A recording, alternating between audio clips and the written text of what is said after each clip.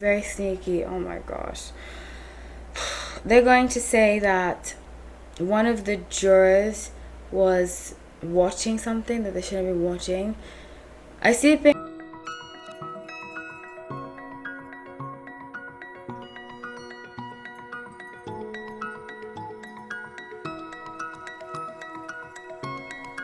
Hi everyone, welcome back to No Light Tarot. My name is Hallie.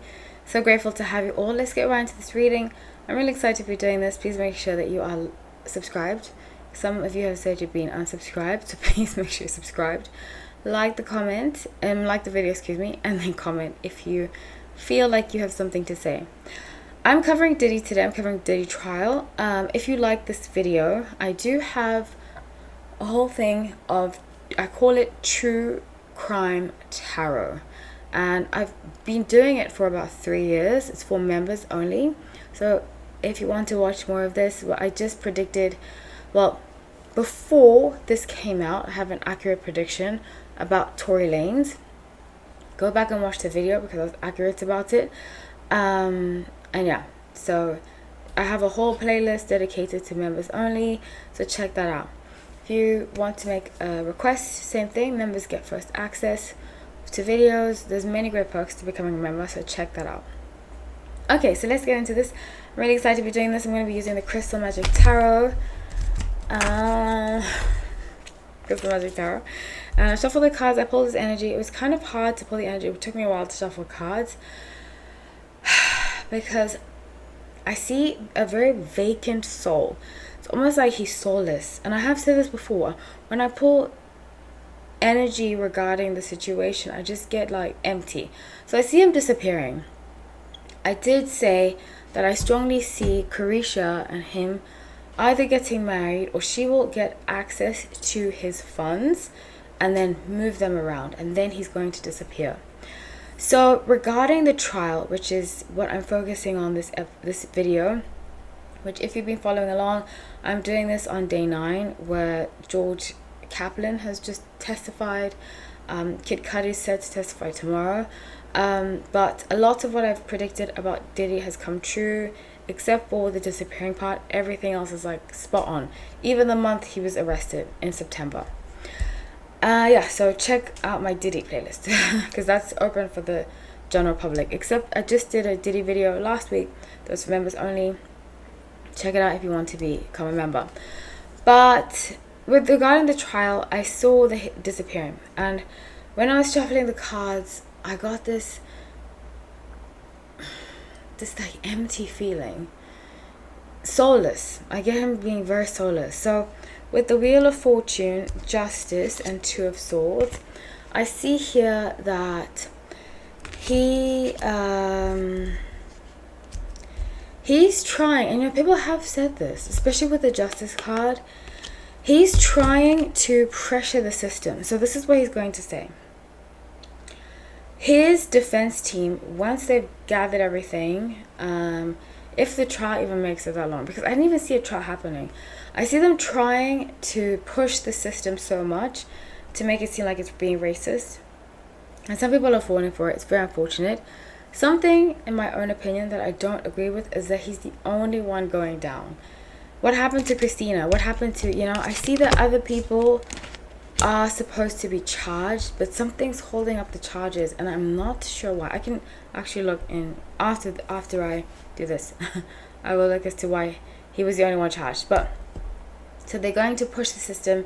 They're trying to push mistrial. They're trying to push a mistrial big time, because he's planning something in the back of the scene, behind the scenes, that is not the most legal way of him disappearing, Epstein style.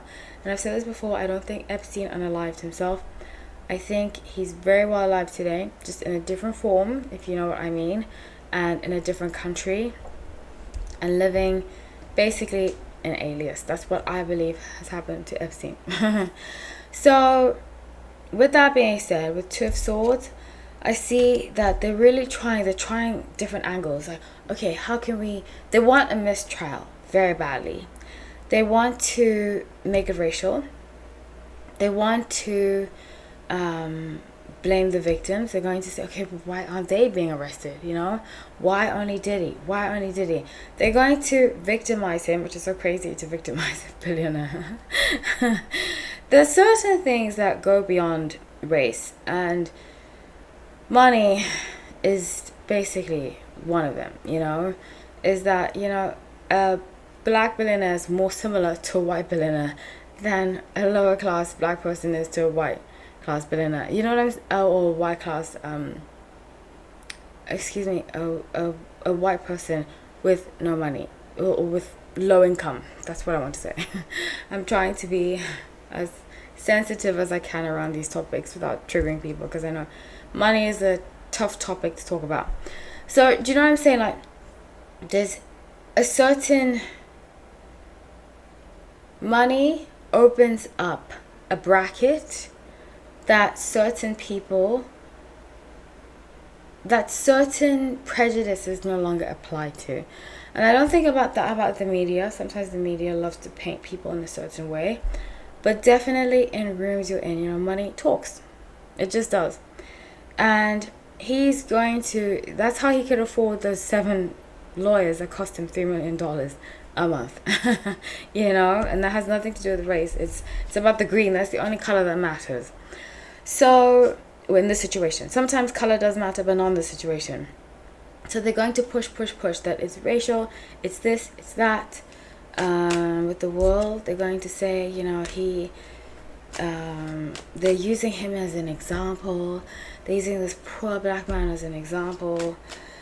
So how are they going to do mistrials?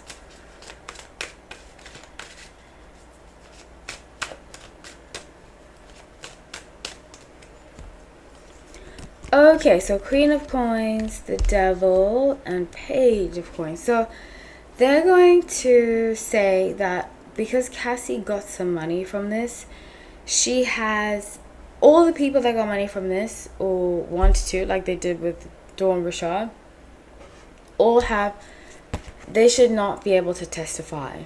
That makes them, they're just going to try to be all kinds of scummy. Let's see if they're going to get the mistrial.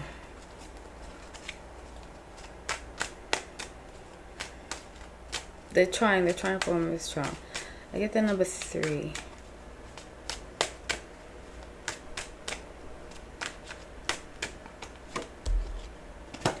So I see the jury being an issue. I think it might be a hung jury. 9 of Wands, Ace of Wands, King of Swords. Because someone, they're going to say his team, they're sneaky. Wow. Very, very, very sneaky. Oh my gosh. They're going to say that one of the jurors was watching something that they shouldn't be watching. I see it being a hung jury, and I see there being this starting all over again. Now, it is intuitive based, so don't get stuck on the prediction, because we have free will, you know, and that judge seems like he doesn't play, and he knows that they're trying to do these tactics, but he doesn't want to over punish them because they can ask for a retrial. So he's trying to, he knows, he sees what they're doing, but he wants to not be too hard on them, because he knows that, like I said before, they'll file a retrial. And them filing a retrial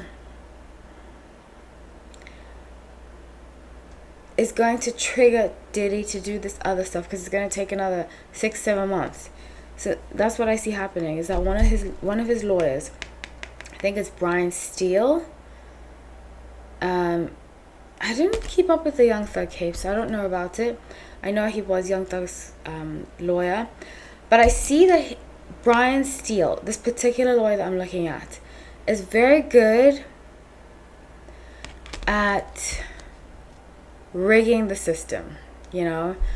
I wouldn't say, let me not say rigging, but he's good at finding legal loopholes to get his clients off. So mistrials, you know, like what Harvey Weinstein's doing now and stuff like that, just finding different ways to prevent the trial from him being proven guilty, and then Diddy on his end can disappear. But Diddy is trying not to do that because he wants his kids if he does that. And in a weird, messed up way, I actually do think he loves his children in a weird way. Because, you know, a lot of narcissists love their children because they are a representation of them, you know, and they look like them, or they can use them to make themselves feel better to the world or look better to the world. So that's what I have for you guys. I see them trying and actually being successful at a retrial. Brian Steele I see being the main lawyer who's going to be the one that triggers a retrial, which is so crazy because all these people came to testify. Yeah, so that's what I have for you guys.